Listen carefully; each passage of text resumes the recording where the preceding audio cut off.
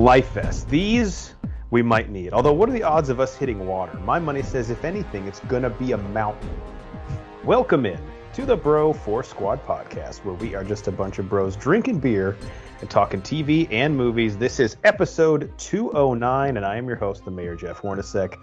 Thank you so much for joining us tonight to figure out who the fuck is actually a Skrull. We begin in the lab with the mad scientist, Brian Banner. Banner, what should the punishment be for people who take off their shoes in the movie theater, who are adults, I have to say? Do you have loungers or not? Because I think that's a factor. I think if you have loungers and socks on, we're okay. If it's no loungers, you can't. And if you don't got socks, no. I don't want to see them nasty toenails. I can't believe you're one of the people who would concoct a scenario where it's okay to just take your shoes off. I mean, that's why they call me the mad scientist. It's true. Next, we go to the American hero, Nate Thurmond. Nate, liquor stores are now legal in my town, and we've had 2 open up within a mile and a half of me. How American is that? I mean, that's one of the more American things, and it's kind of sad because we just passed the 4th of July, so we're gonna have to wait until next year to get as American as we can get, and just go right to a liquor store and then get some fireworks, and hopefully not blow any fingers off. I mean, can't make any promises. No. The guy in the liquor store, I was like, how long you guys been open? And he was like, oh, since January. And I was like, there's no way, because it was not legal here. So if you were open, then it was like Prohibition 2.0. Yeah, just have a bathtub in the back that you're making some hooch out of. Right. Like, there's like a password to actually get the hooch from him. Yeah. We got some moonshine in the back. It's actually kind of cool. I should go back to that. All right, guys, here on the Bro 4 Squad podcast, we begin every episode with the most important thing in any bro's life, and that is chest day. And as you can tell by the title of this episode, tonight we are talking the newest MCU series, Secret Invasion. So a lot of these shows we have done week-to-week reviews of each episode, but this was one, I think when it came out, we just said, hey, let's regroup at the end, at the end of the series, and then talk our thoughts and theories, questions, acting, all the things that we normally do for the television series, but after the conclusion in just one sitting. So if you have not seen Secret Invasion, or if you're a little bit behind, I would pause and go finish it, or maybe skip ahead like 10 or 15 minutes because we're going to spoil it. There's really no way to talk this series without spoilers. Yeah. I mean, it's been out for like 18 hours at this point, guys. So if you haven't watched it, that's on you. Exactly. What are you doing? What do you work to feed your family? Get a fucking life, dude. So typically on our TV reviews, we have our 4 Bro 4 Squad criteria. I thought we'd keep it a little more informal today. And if you guys are cool with it, we can do acting, story, and then just overall thoughts on the series as a whole, the 6-episode series.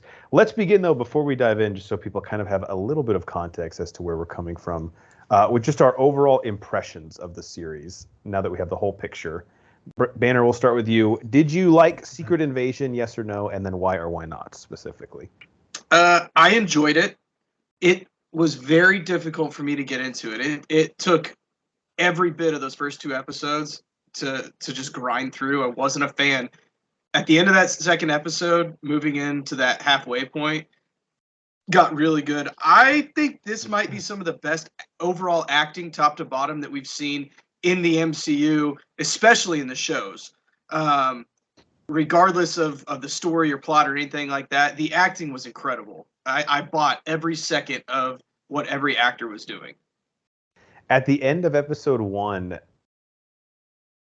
the Maria Hill death, did that do anything for you as far as like hooking you into the series? I know she's been like a periphery character for the majority of the series, but I felt like her and Nick's relationship was one of the stronger ones that we've had. So, and again, at the time, you don't know like, all right, what is actually a real death? Like what's going to actually stick? But that was one that ended up lasting the duration of the series. Yeah, it's hard to say because she's honestly one of the originals, right? She was originally from Marvel's Avengers, the very first one. So, I mean, it's a monumental death. But yeah, she's been on the periphery. She's been in and out in this and that. At that point, I was just like, wait a minute, why did Nick Fury just kill? I didn't even put 2 and 2 together that was a Skrull. Didn't even cross my fucking mind at that point. So I was more confused than anything else. Yeah, it was one of those moments where there's that Marvel, or even maybe it expands into other things, the kind of movie loophole, like, oh, if you don't see the death or anything, it didn't happen. We fucking saw that one. So Yeah, that one was a tough one for them to like skirt around. But I didn't know, because it does happen to Gaia later. I didn't know, like, all right, are they going to find a way to like heal her or something? Like, what's going to happen here? But Yeah. I am glad, at least for like the stakes. Although I don't know, they didn't really revisit it too much. It did kind of fuel Fury's realization that, like, okay, Gravik is not fucking around. He's very serious about this. Yeah. So Nate, sorry, your overall thoughts on the series? Yeah, one of my biggest points, and I'm glad Banner said it first, so I know we're all kind of on the same page, and this is kind of what I gathered from the whole series, is that, man, the acting in this was phenomenal. And this is very acting and character driven, in my opinion. And what really drove this and what stuck out to me was there was a ton of really good dialogues, a lot of them involving Fury, but Fury and Talos had a ton. One that stuck out was on the train. That was a nice, touching moment. He was telling about his childhood. But then Fury with Priscilla now had a lot of good moments. Even the flashback was the biggest one for me, where they're kind of talking about the poetry and going back and forth. Had some meaning later. But I mean, Fury with Fallsworth, Gravik. I mean, there were just a ton of good. Rhodey and him had some awesome tit for tat scenes. And like, that was one of the things that really stuck out to me. There were a few group scenes where people were maybe 3 or 4 talking and all that, but the dialogues really stuck out to me. They had a lot of depth to them. And yeah, it just goes back to Banner's point as well. Like, the acting was fucking phenomenal this season. Yeah, I agree. I think the story for me, even in the comics, I've always kind of hated the concept of the Skrulls, where it's like, oh, anybody could be not who they say they are. It's, to me, it's just like it can lead to a lot of like lazy storytelling and bad retcons. Mm-hmm. I think for the most part, they kept that lower stakes. Like, they didn't try and say like, oh man, half the Avengers have been Skrulls the whole time, and even though we can talk about this at the end, we still don't know when Rhodey got replaced, although I have a theory. It felt more personal to Nick Fury, which I think was important. And then, of course, in the end, even though I liked the scene a lot, I know the complaint from everyone is going to be it falls into the pitfall that Marvel just cannot seem to avoid, which is like, even when it feels like a more character espionage-centric piece, we have to do the big CGI blowout in the finale episode. Like, they just can't help themselves. Yeah. And yeah, it was a bit over the top, but it was cool with the nods to all the harvesting that had happened, and you as the Marvel fan can sit there and be like, oh fuck yeah, that's this person's arm, oh that's Groot's arm, oh that's Captain Marvel's powers. I can see it like powering up in her and all that. So it was cool. It was a little fan servicey, but it was enjoyable. I don't know if you've seen, there's a bunch of memes when Gaia does the Drax arm, about that scene in Family Guy where Quagmire discovers internet porn. I haven't seen that, but that's hilarious. Yeah, one of his arms is normal, and then his dominant arm obviously is like jacked. Everyone's making like the meme analogies. That's awesome. All right, let's. That kind of leads right into acting and cast. So Nate, we'll toss it back over to you. Some newcomers to the MCU here, and then of course Emilia Clarke plays an older version of Gaia, but I think for the main part we had Kingsley Ben-Adir, who between this, Barbie, and then his Bob Marley biopic coming out next year, was like the hottest thing in Hollywood since sliced bread. And then of course Olivia Colman as Sonya Falsworth, but of course some big returning actors as well to the MCU. So who worked for you, and then maybe who didn't, if anyone?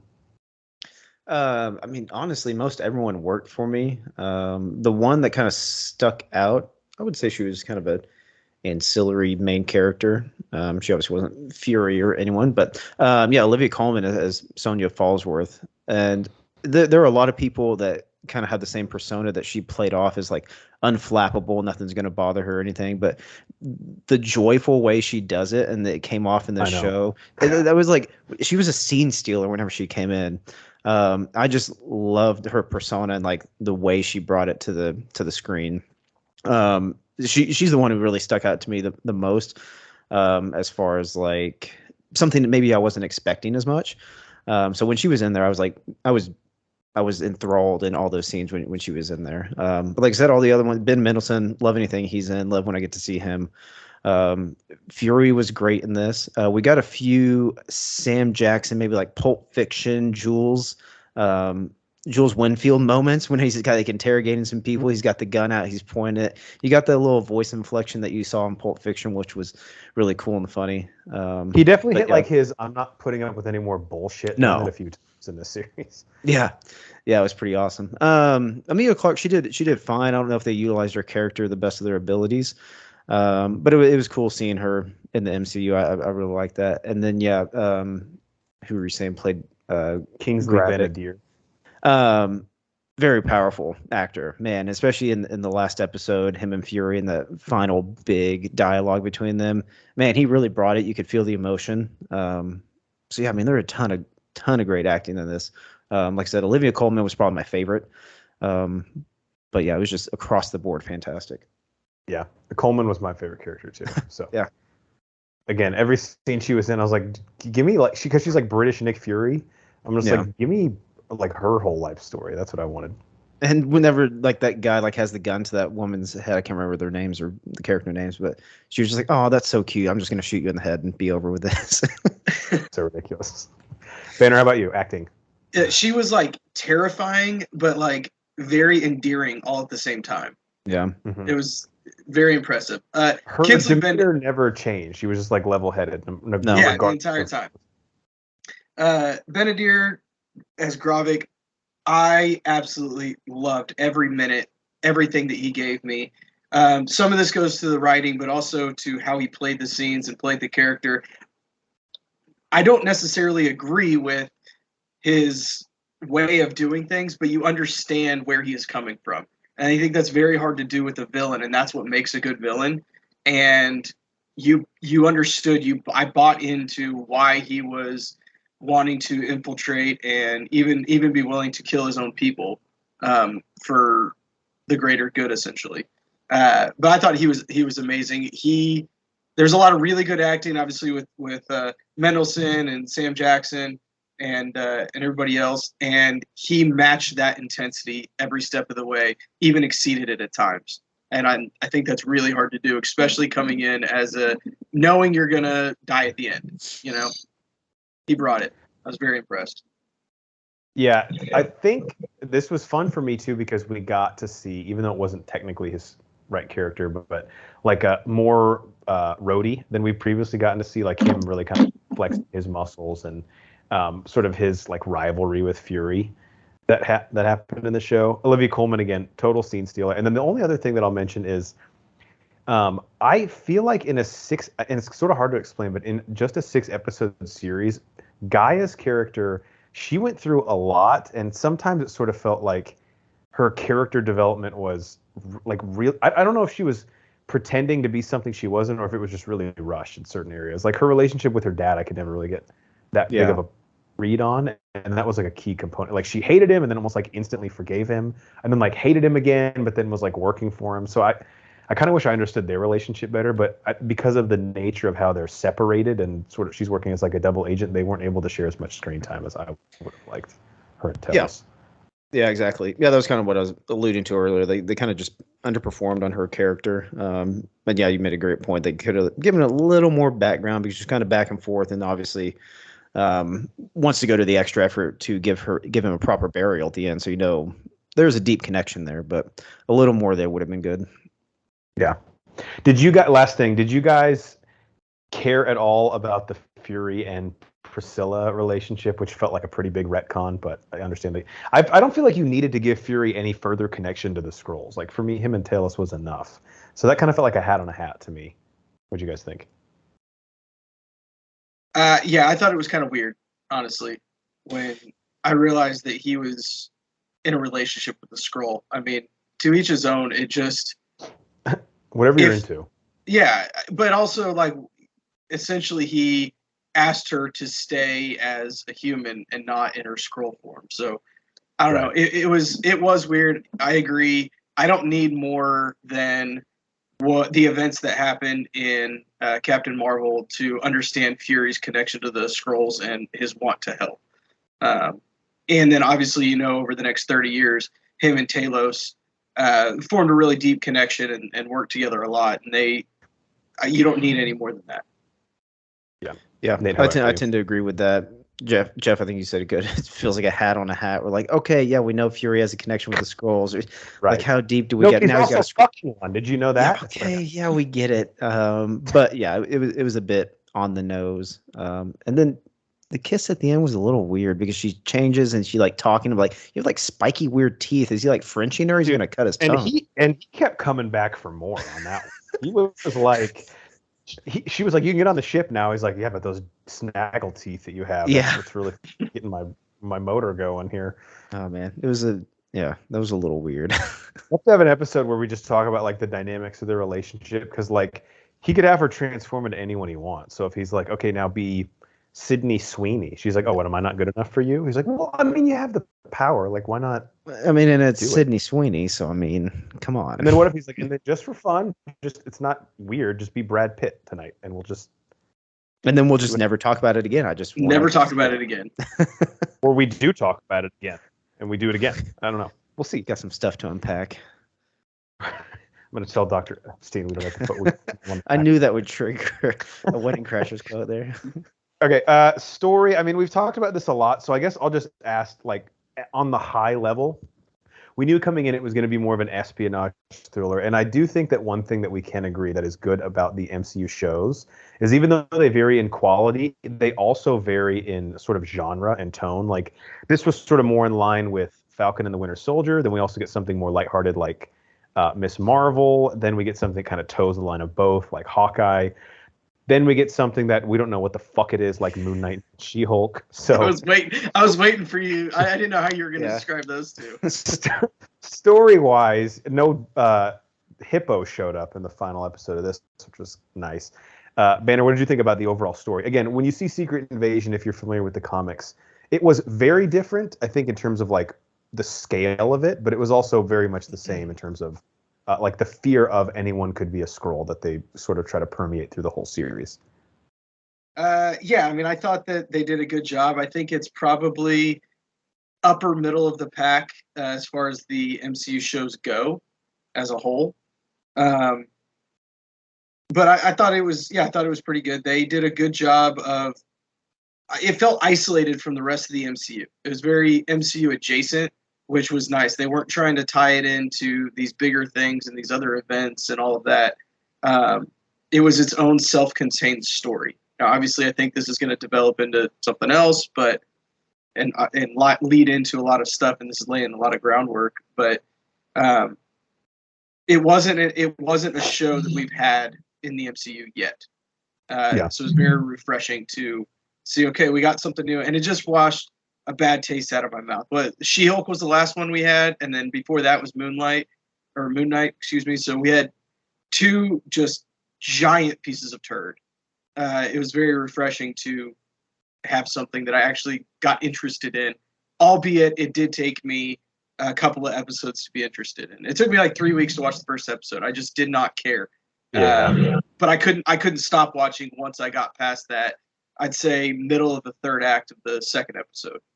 If this was like a draft prospect in any respective sport, I would say it has a high floor but a lower ceiling. Like, even at its worst, it's not going to be like a complete train wreck. And then I guess at its best, it could have been like one of the best things in the MCU, but it just felt like a safer play for Marvel.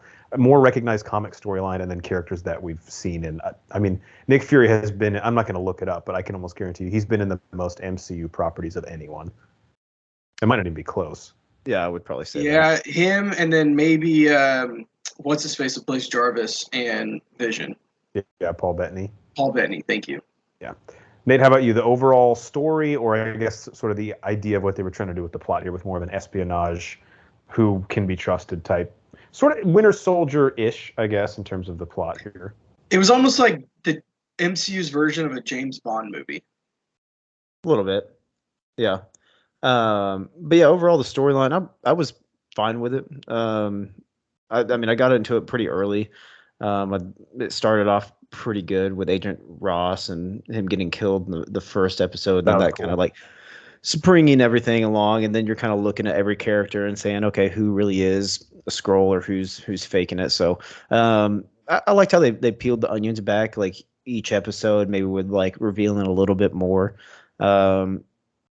but yeah, I just don't know the full further impact to the MCU after this. If they're saying this is kind of self-contained and that's it with the Skrulls. I know at the end they're saying maybe some negotiation with the Kree I going have on afterwards. The Kree Skrull negotiation is directly the catalyst for the Marvels. Yeah. I'd heard that's what this was setting up. But yeah, overall, I think this is probably, with the story and plot line and everything included, I think this is probably ranked like third in like my Marvel series behind Loki and WandaVision. So you like it better than Hawkeye? Yeah. Interesting. The acting probably pulls it up a little bit in my book. I can see that. Yeah, this is probably like inches because of the acting for me ahead of Falcon and Winter Soldier. I think I liked Hawkeye more than either of those just because I had a lot of fun with that. But that was a fun series for sure. Yeah. I think we can all agree it was better than She-Hulk and Moon Knight. I mean, that's not even a question. Yes. Yeah, what are we talking about? All right, last thing. I said we were going to. Do you guys want to share a favorite scene? The only one that I wanted to talk about that I really liked was both of the scenes where Rhodey and Fury were sharing a whiskey together and they were just like at each other's throats. I thought that was like really, really compelling television. And Don Cheadle is so good at like the mile a minute but just like so direct with what he's saying that I just love like the badass Rhodey. Like, I'm not going to put up with any shit, even though it wasn't actually him. And I did kind of start to think in that moment that I was like, Rhodey would not act like this towards Fury, but that was like probably one of my favorite scenes. Did you guys have one that stood out to you, Banner? I will say, for a show that was so dialogue and character driven, some of the action pieces that they did were awesome. That meat locker shootout at the butcher shop was fucking cool. After the torture scene? Yeah. The back-to-back, when Priscilla and Gaia are back-to-back, just like John Wick murking people, that was awesome. Can I ask a question about that real quick? And I hate to be that guy. No, I have no idea how they didn't get shot. Well, no idea. They should be fucking dead. Priscilla has like all these fucking guns in her house, right? Well, why is she? His house also. Right? Okay, but then why does she have like one pistol that she has to go retrieve from a safety deposit box? Like, you have 11,000 shots. That's a good question. It's a good question. They basically made that scene out to like she's never touched a gun before in her life. This is a huge fucking deal. And then she's like, actually, in my botanical garden downstairs, I have a malicious cache of weapons that we can just go grab. Why did you have to remind me of that? Now it's blown this huge hole in the show. The whole time I was like, the shootout's cool, but like we just acted the last episode like you literally going to get one. Unless I'm missing, was there some other significance to her getting that pistol? It was just like, I'm finally going to get a gun. I can't remember. I don't think so. I don't think there's any significance of it. I think it was she was going to get a gun. I don't know. Yeah, it was like a big deal for her to get a weapon, and then it's like, oh, you actually know where like a whole army's worth of weapons are hidden in your basement. Yeah, that is a very weird scene now. It's fine. Not a big deal. That's fine. Don't worry. Nate, did you have a favorite scene? Yeah, one that probably stuck out. It's probably one of the action set pieces where the Skrulls are actually trying to come in and take the president or kill the president at that point. So that was a pretty cool one. I liked that. It had a lot of good shots from like the vehicles like going through the field, and a lot of good action set pieces with the Skrulls coming in and then the helicopters and everything. So it was a nice tie-in at the end of that one, and then ultimately Talos sacrificing his life for the greater good, which kind of came back and bit him in the ass because apparently the president just said fuck it, kill all the Skrulls. So yeah, that was a bit hasty on Ritson's part. I do think they showed a little too much in the marketing for this show. Yeah, like they revealed that Gravik had Groot's arm and everything. Yeah. So, all right. Anything else? We're ready to move on to very last thoughts. I just had like one or two questions I wanted to ask you guys. Yeah. Let's go. Let's move on. All right. My question. So, when was Rhodey swapped? And I have a theory, although the Skrull really didn't do their homework, if this is the case. But if you notice, post Endgame, I think his first appearance was in Falcon and Winter Soldier, and throughout that brief appearance and this whole series, Rhodey does not have the exoskeleton brace that he's using to walk. I did notice that. So I was thinking that it was Rhodey in Endgame because obviously without the War Machine suit, he even makes the reference when he's with Nebula when they go to Morag. About he's like, I didn't always used to be like this, like how he needed the suit to walk. So I think it was still Rhodey in Endgame, but it happened shortly thereafter. I think even at Tony's funeral at the end, he's still in the brace, if I remember right. Yeah. Yeah, I think you're correct. Did you guys have a theory on that, or does that make sense to you?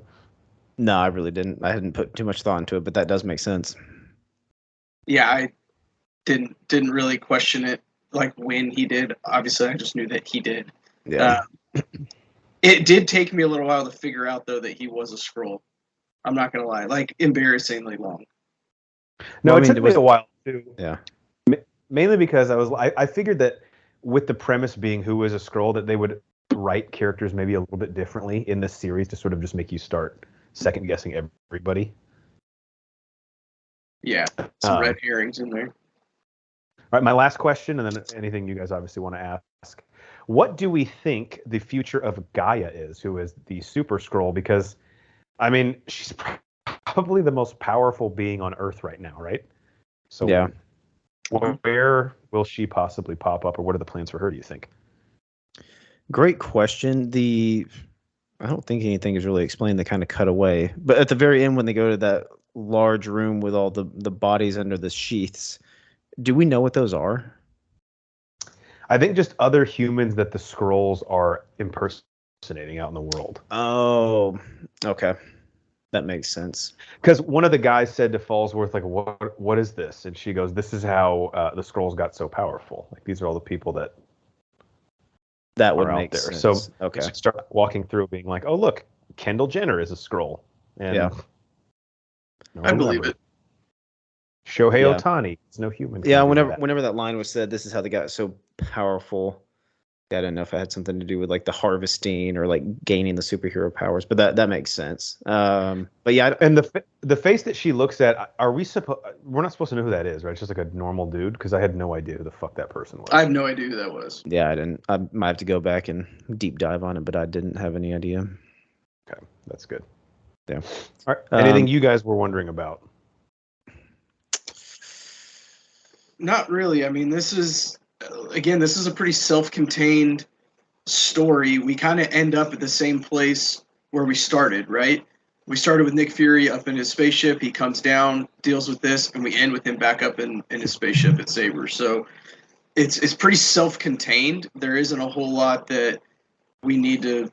I mean, obviously this is going to build future MCU, but as far as right now, there's just not a whole lot of extra stuff and a lot of things to theorize. We know that there's going to be another fight.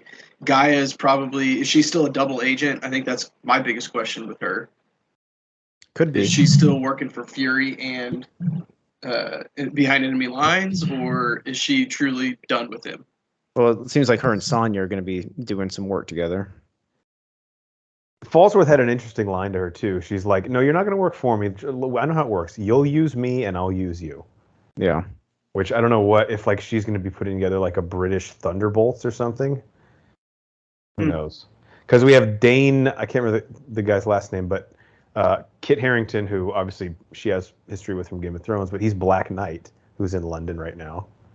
And I think the Blade movie is set in London, so some of that could be a crossover. Interesting. Banner, you got anything? No, I think that's all I got. Again, I enjoyed it once I got into it. Yeah, solid show. Yeah. All right, on to our protein shake, where we go around and talk about what is in our cup, also known as what have we watched lately. I'll start off. I watched Secret Invasion on Disney Plus. You stole my fucking idea. Wow. I was going to do that. That's one of the benefits to hosting. I get the bad jokes out first. Nate, what have you watched lately? What's in your cup? Let's see. You just want to go off the top with our crossover? Let's do it. Okay, so wrapped up season 2 of The Bear recently, and just right off the bat, I'll just go ahead and say it. Man, maybe one of like my top 5 TV series seasons ever. This one like had so much in it. I mean, first right off the bat, I love it.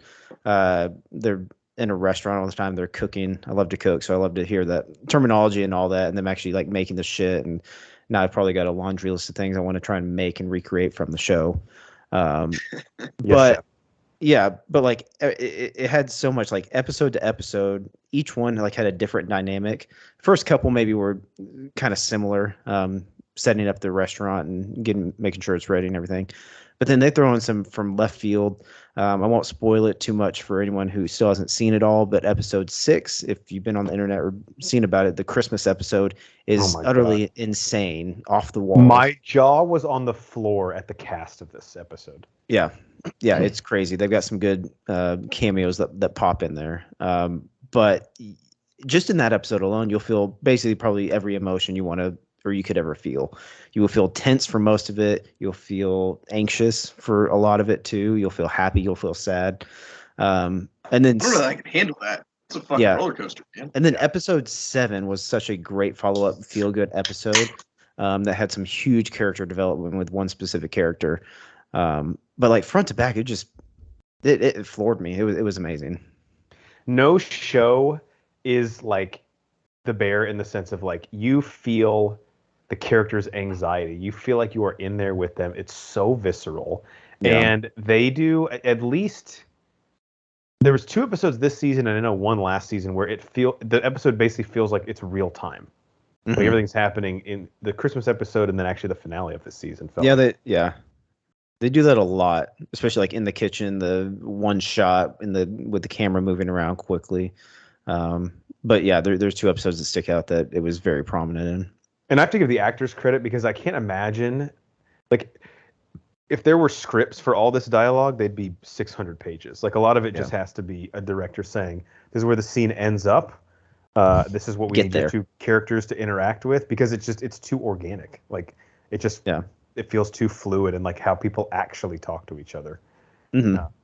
There's no show like it, really. No, that's a great call out. It flows so well. And like you said, it's so visceral. It feels like you're in the kitchen. You're in the scene with them every time. I'll look over at my wife when like they get behind on orders and she's like scrunched up like, fuck, they're behind. You're like, dude, I know. I'm right there with you. It's just insane. No other show does what The Bear does. Yeah, I can't wait for season 3. Yeah. So I'm assuming based on how this ends, there is a season 3. It's like they're one of their biggest shows. So I actually just said that out of my ass. I'm assuming there's a season 3. I don't think I have a confirmation, but there has to be. I'll be pissed if there's not. There will be. Yeah. Banner, what's in your cup? What have you watched lately? Let's see. I don't think I've talked about this on pod. I watched Jury Duty. Hell yeah. Dude, at this point, I'm like the only one on here that hasn't. Dude, it was fucking wild. I feel bad for that guy, honestly. But just because of like the emotions that he had to go through and everything that they kind of put him through. I mean, they did make it worth it in the end, I think. And it would have been a cool experience. But like James Marsden, oh my God. Dude, he's so funny. So fucking funny. Yeah. But that had to have been such a fun role for him to play because they're just like, oh, dude, he must have been like dying to do that. Yeah, just you could tell he was just having the time of his life. Yeah. Yeah, but yeah, it was so unique because there was obviously plot and script, but they had to ad lib because they didn't know what the fuck the guy who wasn't an actor was going to do. So. It was really cool. The last episode when they pulled the curtain back, that was one of my favorite ones. Even though, like, I mean, 5 through 7 were some of the most laugh out loud moments I had. Starting when Marsden takes the shit in his bathroom. Starting with that point on, like it was just fucking. Once bonkers. You've made the sale, quit selling. It was fantastic. It was cool because it's a relatively new idea. I don't think anything like this has been done. So it was refreshing seeing something new, and it was pulled off, executed really well.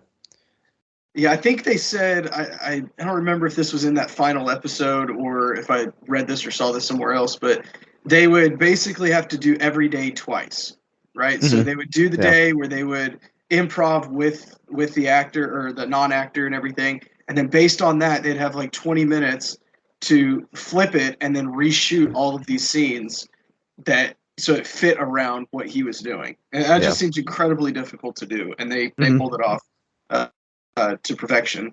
Yeah, it was solid. Jeff, get on it. Yeah, this stuff on my list. The only one on pod. Really easy watches too, like 30 minutes. I think we did it in like a weekend. Yeah, you can knock them out quick. It's like 10 episodes. 8, I think. I think, yeah. Oh, nice. Yeah. You can actually watch the entire series quicker than you can watch Oppenheimer. Very true. Stay tuned for Oppenheimer discussion next podcast. Yep. All right, I watched Mighty Morphin Power Rangers Season 1, Episode 10, titled Happy Birthday, Zach. As I'm going through this series, I have to talk about every episode, just because. The plot synopsis says, the Ranger, teens, and Ernie plan a surprise party at the juice bar for Zach. The secrecy leads him to believe they've all forgotten about his birthday. So the big device here, Banner, that you'll like is Ernie has his Cake-O-Matic 5000. I love the Cake-O-Matic. Right, which is a machine that should just be able to produce a cake basically instantaneously. The problem is Billy can't get it to work, and it keeps exploding in the juice bar, filling it full of dough. So you can imagine that gag works about as well as I described it. And on top of that, Rita sends down the Nasty Knight to fight the Rangers, who I can only assume is a guy that like only fucks ugly chicks. Checks out. Yeah, I think so. So, not one of the better Power Rangers episodes, mainly because there's this really, really large subplot that they focus on about how Zach thinks everyone forgot his birthday and he like doesn't want to be friends with the Rangers anymore. And what then a when fucking crybaby. And then when I know, and then when they actually do surprise him at his birthday, he's like really not. He's still kind of like not cool with it. He's like, still fuck you guys. Even though he gets like a live band and like the Cake-O-Matic finally works. I was like, dude, what will make you happy? Get Take over the it, win have when some you get cake. it. The Cake-O-Matic, come on. Bit disgusting. All right, well, let's do one more each. Nate, how about you? Anything else? Let's see. What do I got in here that I want to talk about? We are going to go with 11/22/63. So this came out, I think, 2016. Never got around to watching it. Saw it pop up on Hulu, I think. So this is the James Franco, I think, just limited series, one season. Did he direct this or no? I don't think so. But series that or TV show that the plot is basically some guys going back in time to try and prevent the JFK assassination. At face value, it sounds like it could be a little hokey, but I really enjoyed it. Got drawn in really quick. There's obviously a ton of subplots that develop throughout the season that really drive it along. But I thought it was really well done. I think it is really well self-contained. I think it ended really nicely. And I don't know how much is like factual as far as Lee Harvey Oswald and all that kind of stuff. But that's kind of the main thing that he's doing when he goes to the past is following him and trying to figure out if Lee Harvey Oswald was actually involved. Oh, that's cool. Yeah, obviously in real life, neat. there's multiple shooter theory and all that kind of stuff. Yep. So he's trying to follow him and see if that's actually the guy who was behind it or if he is a patsy, as he said back in the day. So IMDb loves this show, 8.1 out of 10, which typically pretty strict. And James Franco, sorry to cut you off, directed one of the 8 episodes. Oh, nice. Okay. But yeah, really, really liked him in it. But yeah, I would highly recommend this one. It's a good one. Have you? So you finished the whole thing? Yeah. Okay, cool. I'm very interested in this. Chris Cooper sighting. Yes. Wow. He's pretty selective with his projects, so that's kind of cool. All right, Banner. Last thing in your cup for tonight. I have been going back and rewatching Agents of S.H.I.E.L.D. Actually. Just an episode here or there. I actually just finished the first season. I forgot how fucking great this show is. The acting, top to bottom, is fantastic. The writing is fantastic. The way that they get the team together and then tie it all into the fall of S.H.I.E.L.D. With Winter Soldier, just so well done. And if you haven't watched Agents of S.H.I.E.L.D., I know it's MCU adjacent. It's not MCU proper, but it is well worth it. I will say that the big advantage this show had is that a lot of like sitcoms usually benefit from is as the series went on, because the actors got to embody their characters so much more than you would in like a hour and a half movie. They really like found a different voice and basically like a way to play all the characters where they all just really started to work later on in the show. Yeah. Which was great. And I know it we had talked about this. It always finds a way, especially like the last 4 seasons, to completely reinvent itself. Yeah. There's never a season that feels like another season. Right. That might be on my list next to run through. I haven't done that one. I mean, it's basically canon to the MCU through season 3, and then they kind of do their own thing. Okay. Give that one a shot. All right, I saw Mission Impossible Dead Reckoning Part 1 in theaters. You guys know I'm big Mission Impossible head. This, not as good as Fallout or Mission Impossible 3, but it's fucking up there, man. This wouldn't. Oh, wow. This Okay. was a blast. Haley Atwell is great in this.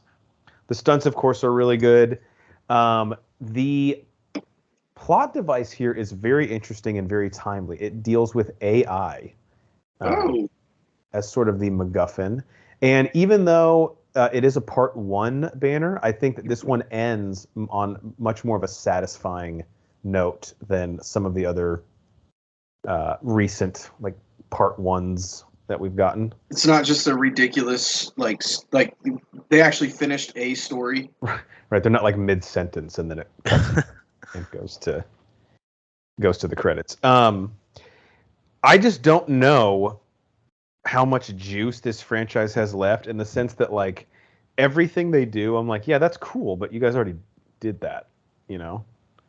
Yeah, so it's probably got to be tough at this point. Yeah, it does. And they're like, I mean, if Fast and Furious can keep going, Mission Impossible can keep going, right? yeah, but Mission Impossible, like, I feel like has a little more self-respect than Fast and Furious. A little bit. Yeah. Like a 0.5%. Yeah, or it's at least more self-serious. But this one was really good. And Tom Cruise, again, he's Tom Cruise in it. Ethan Hunt doesn't really, he is what he is. Like, he's not like that interesting of a character, but he as the movies have gone on, they've given the supporting cast more to do, and like Simon Pegg is great in this. Henry Cavill was great in the last one, and of course Haley Atwell is an absolute scene stealer. Everyone I've seen online is like raving about her in this. So, if you're a Mission Impossible head, definitely check it out. I'm only about 8 behind, so Yeah, how many are there? give me some time. I think this is the 7th. This is the what? I think this is the 7th. Oh, never mind. Then I'm like There's the first 3, Ghost Protocol. 7. I'm like 5 behind. Okay. What's the one after Ghost Protocol? Rogue Nation, and then Fallout. For some reason, I thought there was more. I think I've seen half of the first one. Half of you haven't even seen the first one? I haven't even seen the first one. Wow. Yeah. And of course the score. Beep, beep, beep, beep, beep, beep. Just makes me think of the Fred Durst cover he did of that, or his version. Oh, that's right. Yeah. Was that for the second one or the first one? It's a great question. The second one was directed by John Woo, and it got like a little out there. Like Yeah, it's a little scissor kicks and doves flying. Bit much. Yeah. All right, last part of the show.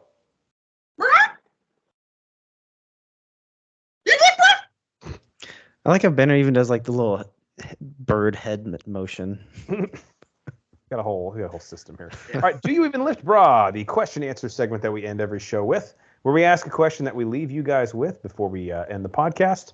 Question today: what are the Bros' top 100 movies of all time? We've been counting down this list for quite a while. It is linked in the description of this podcast episode. You can go check it out. Before we turn it over to Nate, who's going to do 1, 2, or 3, however many he feels like sharing from his list, because in the countdown, we're up to him. Banner, why don't you tell the people, what are these top 100 movies lists? Because this is not like the American Film Institute's top 100 greatest pieces of cinema. If you click on the list, you'll notice a little bit of a different flavor to this one, right? Yeah, I mean, this is my specific top 100. Some of these movies they have no reason to be on a top 100 list. But they have some sort of nostalgia, or they're tied to some sort of memory to each of us individually. This isn't. I think that Aladdin is better than Titanic as far as the cinema that it is, but Aladdin is a more fun movie. Thus, it goes higher than Titanic. Really hard exercise to do, guys. Really hard. Basically, you don't have to defend your list because it's your list. Fuck Yep. anyone that has a problem with it. Except for, I do have a problem with Geiger putting Jurassic World one spot above Jurassic Park, but we'll fight about that later. It's very offended. There'll be a death match at the next Broforce weekend. I mean, that was going to happen anyway. But Yeah.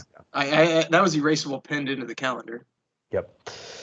All right. We begin, or we'll pick up here. Nate, you last go over financials and then fight to the death. And then pass out the erasable pens. I'll mark it down. Nate, your number 52 was Tommy Boy, which, of course, I quoted to lead off the podcast. Excellent movie. Banner's number 52 was Avengers Infinity War. Mine was Iron Man. Now we move on to your number 51 movie of all time. Banner's was one of my favorites, the Alfred Hitchcock-directed Rear Window from 1954. And my number 51 was the Sam Raimi-directed Kevin Costner baseball movie For Love of the Game. So what movie of yours will be joining us just outside of your top 50 at 51? You say Banner just had Rear Window? Mm-hmm. It did. Sorry. Yeah. I think that's around 80 for me. I had to see where it was. Great film. Anyway, sorry, I got sidetracked. Number 51 for me, Fargo. Wow. Nice. Love it. You're a big Fargo guy. 96 Fargo. Yeah, I mean, this was one of the early Coen films. I think they did some ones before this, but I'm not too familiar with them. But this is, the one that got me into their just kind of irreverent movie style, and just I don't know what it is, but this Coen brothers kind of falls in also with like Wes Anderson's style. Wes Anderson is like completely different style, but just like the way that they're written and like the irreverenceness of it, and how some of the scenes are just like, what just happened? I enjoyed it. I shouldn't be laughing, but I am laughing. It was funny, but I don't know if I completely get it. But it's just, I don't the way they're done is so great. But yeah, this is kind of one that kicked off the whole Coen Brothers movie saga and really got me drawn into it. Big Lebowski was quickly after this. But yeah, it was one of the early ones that got me into it. So it's gotta be up there on the list for sure. And of course, you love the TV show as well, and season 1 directly ties into the movie, which is cool.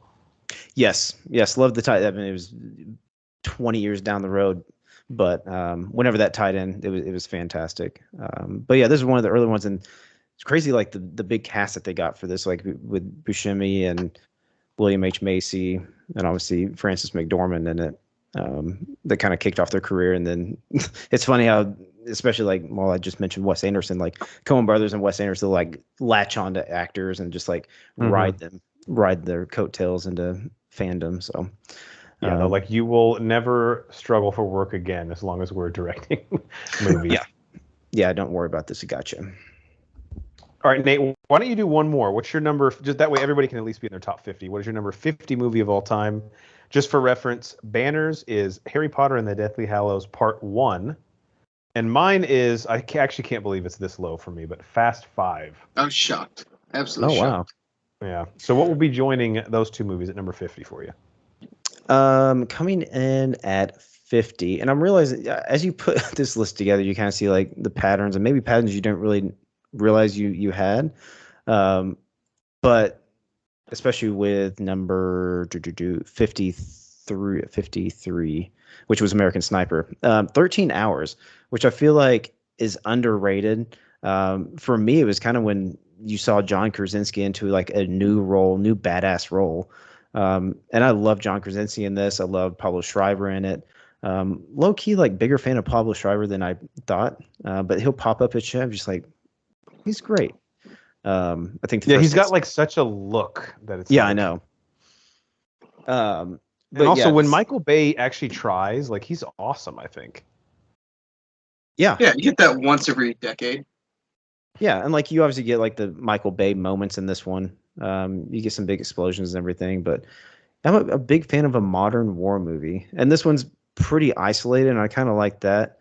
There's not too much as far as like traveling around. You got things to remember as far as going outside of different places, but it's basically the bungling of the Benghazi operation that happened over there. But yeah, I don't know, for some reason, like I've seen this a million times, even though it didn't come out that long ago. It'll just be on TV. I'll turn it on, and like I'm immediately sucked in.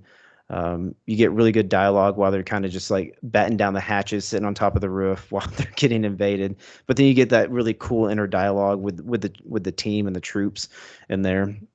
But yeah, and this, like I said, this kind of spurred John Krasinski on for me, and this is where it really showed that he could be a badass, and he's got some better acting chops than just Jim from The Office. You know what's interesting about this? David Denman is in this movie as well, who of course plays Roy in The Office. Mm-hmm. Yep. So him and John Krasinski in this together. So obviously, I mean, and that gives you a little insight. It's not in the same universe as The Office, so you know you got a little bit to play with there. I'm glad that we clarified that.